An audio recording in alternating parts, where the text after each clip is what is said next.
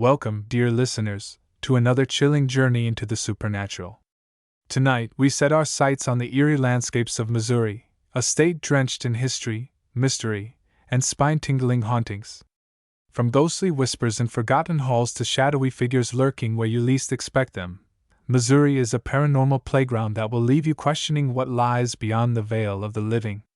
So, dim the lights, settle in, and prepare yourself as we unveil the most haunted places in the Show Me State. But be warned, some spirits don't take kindly to visitors. The Lemp Mansion, a haunting in St. Louis. The rain came down in thick sheets as Jake and Emily pulled up to the grand but decaying facade of the Lemp Mansion. The headlights of their car cast long shadows over the weathered brick exterior, the once magnificent home now a looming specter in the night. "I can't believe we're actually doing this," Emily muttered, pulling her jacket tighter around her shoulders. Jake grinned, undeterred by the eerie atmosphere. "Come on, babe. Think of the views we'll get." Their YouTube channel, Eerie Explorers, had built a decent following, but Jake was convinced that a night in one of America's most haunted mansions would skyrocket them to viral fame. Emily, ever the skeptic, had agreed, though standing before the house now, she wasn't so sure. They grabbed their gear and stepped onto the porch, the wood creaking beneath their feet. The wind howled through the trees, making the massive home seem almost alive. A sign by the door read, "Welcome to the historic Lemp Mansion. Bed and breakfast. Check in at the bar." Inside, the air was thick with the scent of old wood and something faintly musty, like aged perfume and decay. The bartender, a wiry old man with piercing blue eyes, gave them a knowing smirk. "You two here for the ghosts?" Jake nodded eagerly. "We're filming an overnight investigation." The bartender chuckled, wiping down the counter. "Just don't wake the dead, kid. They get cranky." Emily rolled her eyes. "I'm sure they do." Their room was on the second floor, directly across from the William Lemp suite, the very place where the beer baron had ended his life with a gunshot to the heart in 1904. The walls held secrets, whispering through peeling wallpaper and the distant scent of cigar smoke. As Jake set up the camera, Emily ran a hand along the dresser. The furniture was antique, likely original. The thought sent a shiver down her spine. "Let's do an EVP session," Jake said, adjusting the microphone. "If there are any spirits here, make a sound." Silence, then a knock. Emily whipped around. "That came from the closet." Jake's face lit up with excitement. He hurried to the closet door and swung it open. Nothing. Just dust and old hangers. Emily let out a breath. Probably the house settling. But deep down, she wasn't convinced. The ghost of Zeke. Hours later, as the clock neared 3 a.m., Emily woke to a strange noise. It was a soft, rhythmic thumping, as if something was tapping against the wall. Jake was already awake, staring wide-eyed at the corner of the room. "What is it?" Emily whispered. Jake pointed. "There was a shadow. It moved." A chill ran down Emily's spine. "You sure?" Before he could answer, the temperature plummeted. Their breath curled in the air, and the tapping grew louder. Then, laughter. It was small. Childlike. Emily's blood turned to ice. "Oh my God!" Jake swallowed hard. Zeke Lemp, the illegitimate son of Elsa Lemp, born with a deformity, hidden away in the mansion's attic until his death. Stories claimed he still roamed the house, searching for someone to play with. A ball rolled out of the closet. Emily grabbed Jake's arm. "We need to go." Jake, ever the thrill-seeker, shook his head. "No. This is incredible evidence." The door slammed shut. A child's voice giggled from the darkness. "Wanna play?" The suicide stairs. They burst into the hallway, heart pounding. The floor groaned beneath them as they sprinted for the staircase. The grand spiral steps loomed ahead, but the moment they reached them, the lights flickered off. Total darkness. Then, a single gunshot. Emily screamed, hands covering her ears. The sound had come from the room behind them, William Lemp's suite. The door creaked open, and from the shadows, a figure stepped out. Tall. Broad-shouldered. A bullet hole gaping in his chest. William Lemp. Emily turned to run, but the stairs weren't normal anymore. They stretched downward impossibly far, spiraling into an abyss. The mansion was shifting, warping, dragging them deeper into its past. Footsteps approached. Slow. Measured. A hand touched Emily's shoulder. She turned, and came face to face with William Lemp's hollow eyes. Escape. Jake grabbed her, yanking her forward. Move! They bolted down the hallway, doors slamming open and shut around them. Faint whispers filled the air. Join us. Stay. Play with Zeke. They reached the front door and threw it open. The moment they crossed the threshold, everything stopped. The whispers. The gunshots. The laughter. Silence. They turned back. The mansion was still. The lights glowed warmly. The door shut on its own with a soft click. Jake and Emily never spoke about what happened that night, and they never returned. But their camera, when they reviewed the footage, it showed them talking to someone who wasn't there. And in the last frame, just before the camera cut out, a small, pale hand reached for Emily's. The haunting of Zombie Road. It was supposed to be a simple night out, just a group of friends daring each other to walk the infamous Zombie Road in Wildwood, Missouri. The stories about the road had been passed down for generations. Tales of shadowy figures, disembodied voices, and ghosts of those who met untimely deaths along the winding path. Most called it urban legend, a way to scare kids from trespassing. But for Mark, Olivia, Jake, and Sarah, it was a challenge too tempting to resist. The air was thick with humidity as the four made their way to the entrance of Zombie Road. The old gravel path was barely illuminated by their flashlights, and the surrounding trees loomed over them like silent watchers. It was nearly midnight, the supposed witching hour. Mark, always the skeptic, laughed. "This is just a trail. We're letting old stories scare us," he said, kicking a stray rock down the path. Olivia shivered despite the warmth of the night. "Tell that to the people who claim they've seen things out here." Jake pulled out his phone to record. "If we catch anything creepy, we'll go viral. Maybe we'll see the ghosts of the railway workers who died here." Sarah, the quietest of the group, merely looked around, her unease growing with every step. Something about the road felt wrong. As they walked, the sounds of the night surrounded them, chirping crickets, the distant hoot of an owl, and the occasional rustle in the underbrush. Then, without warning, the night went silent. No insects. No animals. Just the sound of their own breathing. "Did it just get quieter?" Olivia whispered.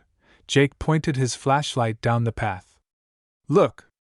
A figure stood in the distance. It was barely visible through the fog rolling in from the Merrimack River, but it was there, tall, unmoving. Its features were obscured, but it felt like it was staring straight at them. "Hello?" Mark called, waving his flashlight. No response. Sarah grabbed Olivia's hand. "We should go." Mark scoffed. "It's probably just another group of kids trying to scare us." But as they stepped forward, the figure suddenly vanished. Not into the woods. Not down the path. It simply disappeared. A chill ran through them. "Did you see that?" Jake said, his voice barely above a whisper. Before anyone could respond, a whisper drifted through the trees.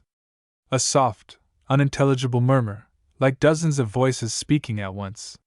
Then came the footsteps, heavy, deliberate, echoing from all around them. But no one was there. "Run!" Sarah cried. They took off down the path, their flashlights bouncing wildly. The footsteps followed, keeping pace, never faltering. Shadows flitted through the trees, darting just out of sight. The whispering grew louder, almost a chant, pressing into their ears. Mark tripped, crashing to the ground. Olivia stopped to help him up, but as she turned, she gasped out. A figure crouched in the brush just feet away. Its face was hollow, sunken eyes locked onto hers. Its mouth moved, forming words she couldn't hear. Then, in an instant, it lunged. She screamed, yanking Mark to his feet as they bolted after Jake and Sarah. The path twisted and turned, the trees closing in. It felt endless. Then, just ahead, the road opened. The entrance was in sight. They pushed harder, lungs burning, and burst onto the pavement. The moment their feet hit solid ground, the whispers ceased. The footsteps vanished. The night was alive again with the sound of crickets, breathless, they turned back. The road behind them was empty. No figures. No shadows. Just darkness. Mark doubled over, gasping. What the hell was that? No one answered. They didn't have to. They all knew the truth now. Zombie Road wasn't just an urban legend. It was haunted. The Missouri State Penitentiary stood like a crumbling beast on the edge of Jefferson City, its limestone walls bearing the weight of nearly 2 centuries of blood, sweat, and death. Once home to the most ruthless criminals in Missouri's history, it was now a ruin, a ghost of its former self, visited only by tourists and the brave-hearted. Megan Price had never considered herself brave, but when her friends convinced her to take a late-night ghost tour, she couldn't resist the challenge. As an amateur paranormal investigator, she had visited her fair share of haunted places, but something about the prison sent a shiver down her spine before she even stepped inside. The tour guide, an older man named Jim, led the small group through the dimly lit corridors. The flickering flashlight beams danced across rusted cell bars and peeling paint, revealing the past in patches of darkness. This prison was known as the bloodiest 47 acres in America, Jim said, his voice echoing off the stone walls. It housed some of the most violent inmates in history. Riots, executions, and murders were common. And some say, the dead never left. Megan felt a twinge of unease but pressed forward with the group, her camera rolling. She wanted proof, something real, something chilling. As they moved deeper into the penitentiary, the air grew heavier, damp with an eerie stillness. Megan lagged behind, drawn toward a particular cell. The bars were warped with age, and inside, the cot remained as it had decades ago, neatly made, as if waiting for its occupant. She raised her camera. Then, a whisper. It wasn't the wind, nor was it one of the tourists. It was low, gravelly, like someone breathing into her ear. Get out! Megan gasped, whirling around. The hallway was empty. The rest of the group had turned the corner. Heart pounding, she glanced back at the cell. A shadow moved. She stumbled away, nearly dropping her camera, and rushed to rejoin the others. Jim had stopped the group in the gas chamber, a small, suffocating room with a steel chair bolted to the ground. Hundreds of inmates were executed right here, Jim said. And according to legend, some still linger, seeking revenge. Megan felt a chill snake up her spine. She had read about the executions. Some inmates had fought their fates, screaming, cursing the prison, vowing to return. She took a cautious step closer to the chair.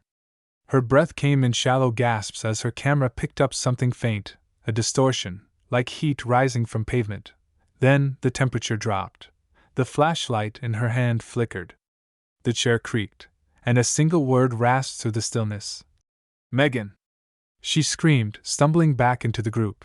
Jim frowned. You okay? She nodded, too shaken to explain. No one else seemed to have heard the voice.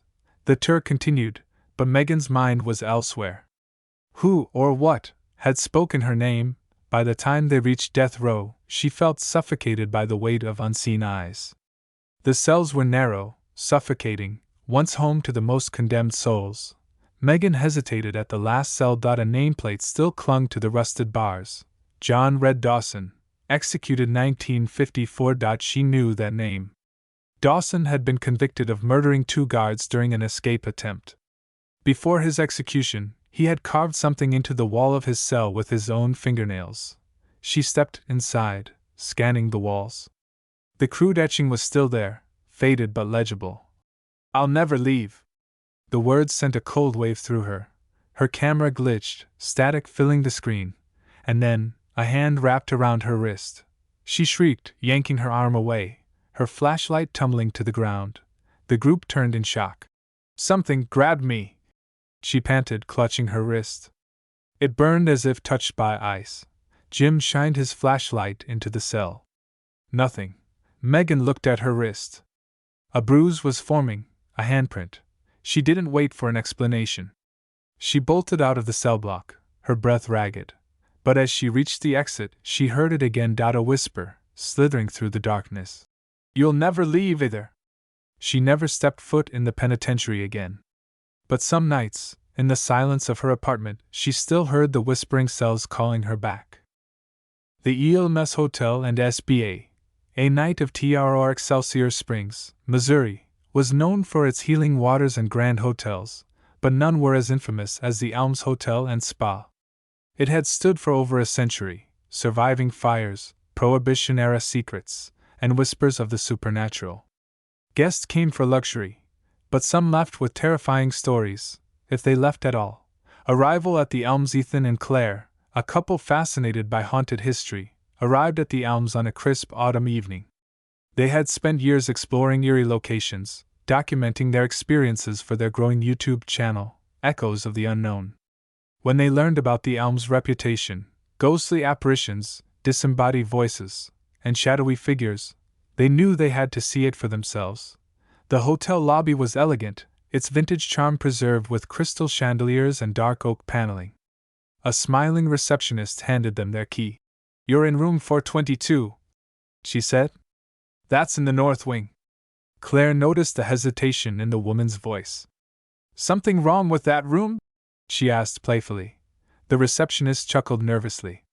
"Some guests report odd occurrences." Ethan grinned. "Perfect." The haunting begins. Their room was beautiful, with a king-sized bed, antique furnishings, and a stunning view of the gardens below. But despite the luxury, the air felt thick, charged with something unseen. As they unpacked their equipment, infrared cameras, EVP recorders, and spirit boxes, a chill ran through the room. "Did you feel that?" Claire whispered. "Yeah," Ethan murmured. "Let's start recording." As they conducted their first EVP session, Claire asked, "Is there anyone here with us?" Silence. Then, through the spirit box, a crackling voice rasped, "Leave." Ethan's eyes widened. That was clear. A sudden knock at the closet door made them both jump. Ethan, heart pounding, slowly reached for the handle. He swung it open. Nothing, just a closet filled with neatly hung robes. "Classic ghost move," Claire said, forcing a laugh. "Let's keep going." The basement horror. No visit to the Elms was complete without exploring the basement. It had been a speakeasy during Prohibition and was rumored to be a hot spot for ghostly activity. Descending the dimly lit staircase, the air grew colder. Their flashlights flickered. "This place gives me the creeps," Claire admitted. Ethan turned on the spirit box. "Is anyone here?" A low whisper cut through the static. "They drowned?" Claire shivered. The hotel's history included stories of an underground pool where, allegedly, a woman had drowned under mysterious circumstances. Suddenly, the temperature dropped even more, and their breath became visible. A soft splash echoed through the room. Claire turned sharply. "Ethan, did you hear?" Before she could finish, an invisible force slammed into her, knocking her off balance. She tumbled backward, arms flailing, before Ethan caught her. "What the hell?" he gasped. Claire's hands trembled. "Something pushed me." The spirit box crackled again. "Get out." Ethan grabbed Claire's hand. "I think we should go." They rushed up the stairs, feeling unseen eyes watching their every move. The woman in white back in their room, Claire sat on the bed, rubbing her arms. "I've never felt anything like that before." Ethan set up a camera facing the doorway. "Let's leave it rolling overnight." Around 3 a.m., a soft creak woke Claire. Moonlight streamed through the curtains, casting eerie shadows on the walls. Then she saw a woman in a flowing white gown stood near the bathroom door. Her dark eyes stared straight ahead, her expression blank. The air grew unbearably heavy, pressing against Claire's chest. She tried to wake Ethan, but her voice wouldn't come. The woman glided forward, her feet not touching the floor. Claire gasped as the figure stopped inches from her. A whisper, chilling and clear. "Help me!" Suddenly, the apparition flickered and vanished. Claire sat up, gasping for air. Ethan stirred. "Claire? What's wrong?" She pointed to the camera. "Check the footage." Ethan played it back, eyes widening. The woman in white had appeared, clear as day. Then, as if noticing the camera, she had turned and rushed toward it before the screen glitched to static. "That's real," Ethan whispered. That's undeniable. Claire nodded, shaking. Let's leave. Now. The escape they packed hastily, throwing their gear into their bags. As they opened the door, a deep, guttural growl echoed through the hallway. The lights flickered, the air charged with electricity. Then, a loud bang from inside their room. They didn't look back. Racing down the hallway, they burst into the lobby, breathless. The night clerk raised an eyebrow but said nothing. He had seen this before. They drove away in silence, the hotel shrinking in their rearview mirror. Only when they were miles away did Claire whisper, "She was real." Ethan nodded. And she wasn't alone. Aftermath back home, they reviewed their footage. Every frame confirmed what they had experienced. The EVP recordings captured chilling whispers. "Leave.